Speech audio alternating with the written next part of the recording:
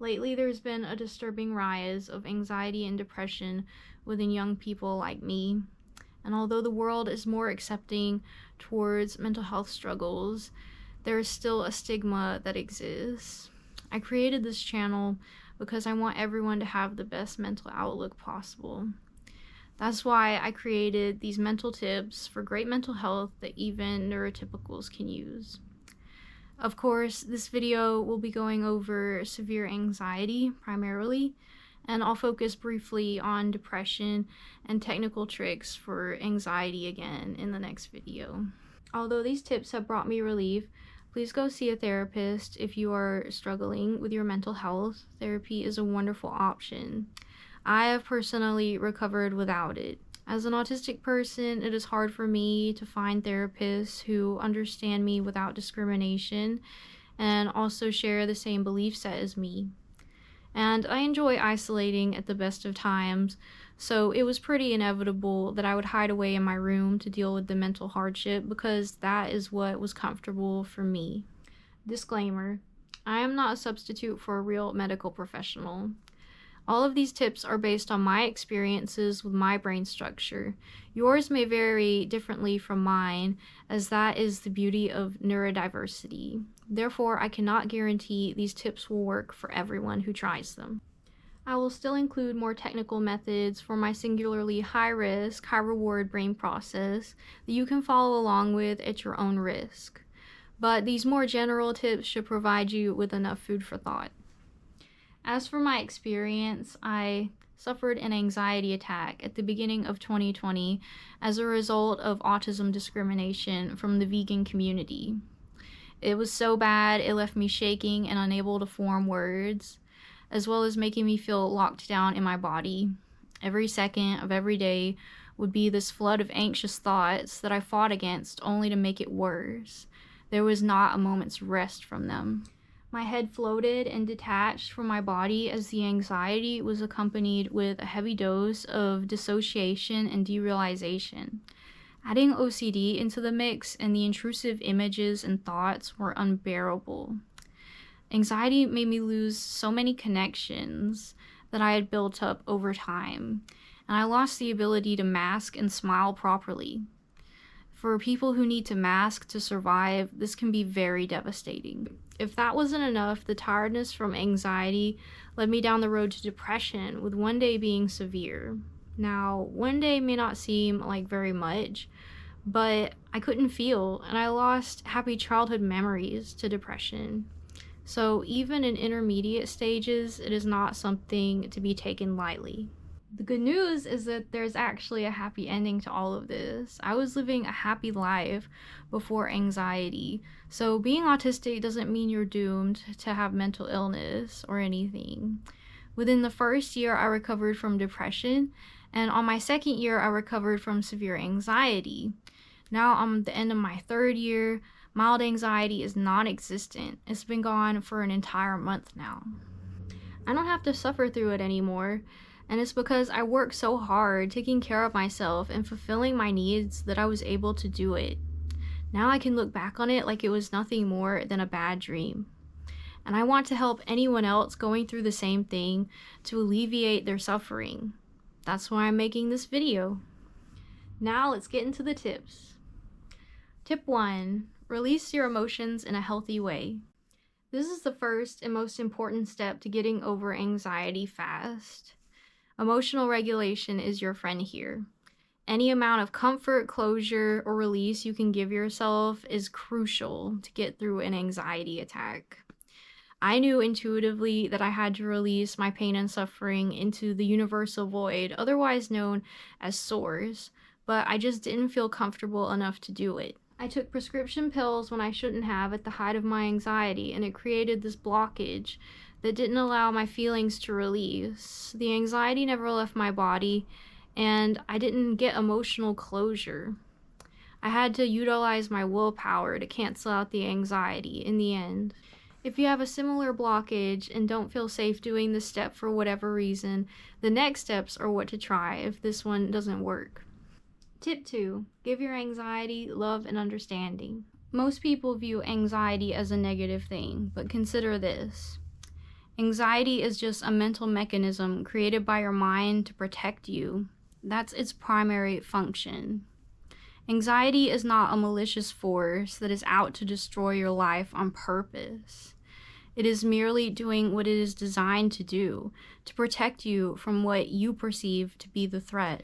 With this understanding, instead of lashing out at our brain, we can instead thank it for doing its best to protect us. This mentality of not blaming ourselves and instead recognizing our inherent worth is so crucial to recovery. Send your anxiety love and respect, and it will respond in turn by loosening its grasp on you. It really is that simple. This helped me in the first stages and allowed me to open up so that I could use other methods of calming down. Tip 3. Take recovery seriously. This step is another critical one. After a while of suffering, I started to get down to business healing my anxiety. I created a safe space in my mind and meditated for hours. I tried deep breathing exercises, though I overthought my breath, and I stopped after a while, though it worked well. Self-hypnosis was another big player in compelling me to get better, but you should see a specialist if you're not adept at it yourself. Again, therapy and medication could be viable options for you. The point is to make every effort to pursue the goal of getting better. Persistence in daily work is key to getting over anxiety. Step 4. Not protecting yourself. Slow integration. And this is a step I've only used after recovering most of the way. I had gotten rid of the worst of my anxiety, but I still couldn't shake my old bad habits. Of course, you've probably heard of the advice, don't fight your anxiety.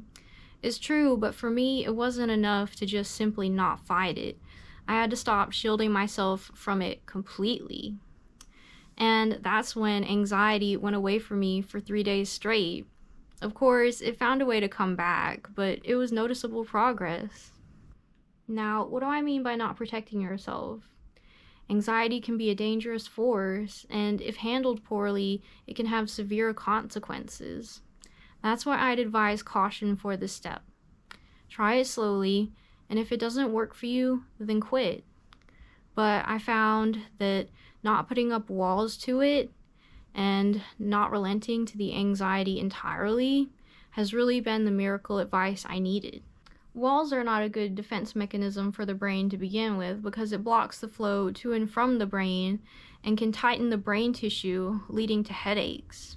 Even so, I found myself reeling up these defenses every time an intrusive thought greeted me. But this is a mistake. This feeds into the anxiety and makes it worse.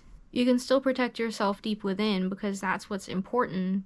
But at some point you have to stop putting up defenses and giving feedback to your brain that you're afraid of this image, because your brain engages and releases chemicals every time it sees it. A thin, healthy protection is better than a heavy, unhealthy one. It takes power away from the intrusive images and the like. And I'll have a tip on intrusive images in my next video. An example of this technique. A good rule of thumb is to make sure that your inner being is untouched and unharmed from the anxiety. Protect that if you must. Gradually lessen the heavy reactionary walls that engage you in a fight with anxiety. If you must fight off a thought, then try to lightly bat away at it instead of putting up a heavy protection. There are depths to your mind and layers. This should bring you a comfortable distance from the anxiety using these layers. The correct action I'm talking about comes from the surface inner layer. More of the heavy, unproductive protections will come from the outward layer and create confusion and unease. That's how you know that it's the wrong protection. Tip 5. Push into the sensations without fear. Throughout my anxiety, there were mechanisms that I feared doing. I feared being happy, basking in emotions, and even the techniques that were meant to help me. But in those moments where you do have a safe feeling, I urge you to push into your anxiety without fear. This will unravel the power the anxiety has over you. For this tip, I don't mean to go about it directly. I mean to find your loose sensation of anxiety that we already fed love to and push into it. I discovered this sensation in my childhood at the very edge of my consciousness, where it was so soft it was sharp.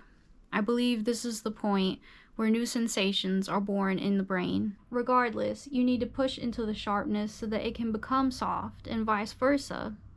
Doing this without fear is crucial, as fear will only feed into the anxiety even more. This way you can regain the space that the anxiety once occupied in your mind. An example of this technique: vaguely picture the thing that gives you anxiety and notice the feeling. Bolster yourself against the seam of the feeling and then push yourself into it. Go directly in while keeping your protective boundary of bravery. Your influence should dye the thought with warmth that spreads out and makes it more balanced and serene. When you perceive an anxious thought, you turn a regular thought into a cloud of anxious emotions, giving you less space to exist in your own mind.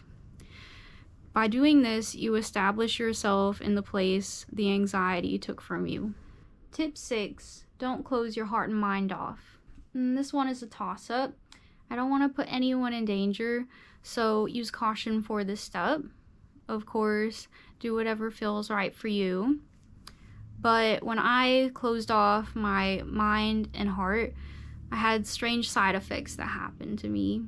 I gained an intolerance to supplements, and it made processing emotions, the main tip to get better, even harder to do. I felt like I was dying on the inside because the natural heart-mind connection that I had was completely disconnected. So I definitely view it as a mistake that I made. However, I do not know what would have happened had I never done it. Saying that deep psychological damage is a very real threat with anxiety. But I would like to advise you, if you do close yourself off in this way, to make an effort at the end of your recovery to open these channels back up again. I know for me, it was like a breath of fresh air to finally get them both restored.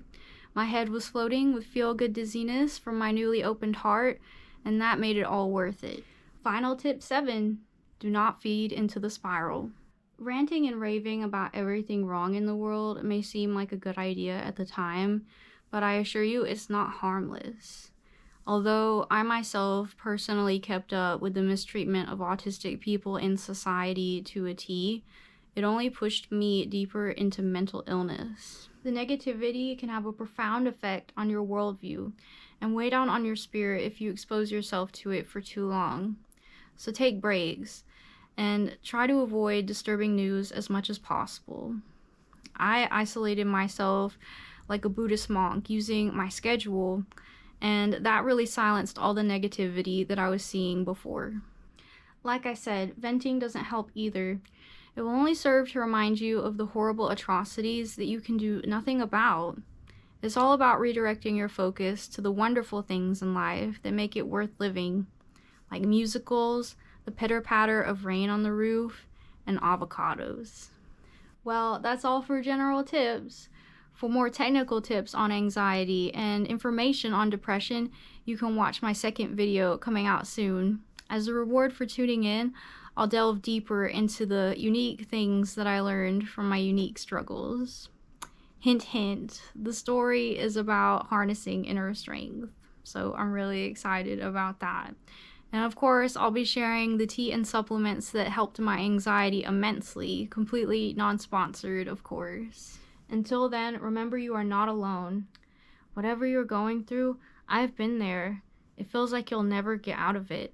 But with perseverance and self-care, you can change your reality into a peaceful one and stop fighting that war against yourself that's impossible to win. It's not the end of the world, and I believe you have the inner strength to get through this. I want to see you get better and have the beautiful life that you deserve. You're such a miraculous human being who's gone through so much. Let this video be a sign that recovery is not only possible, but that your story is not over. I hope these tips will help you on your healing journey. Thank you for watching.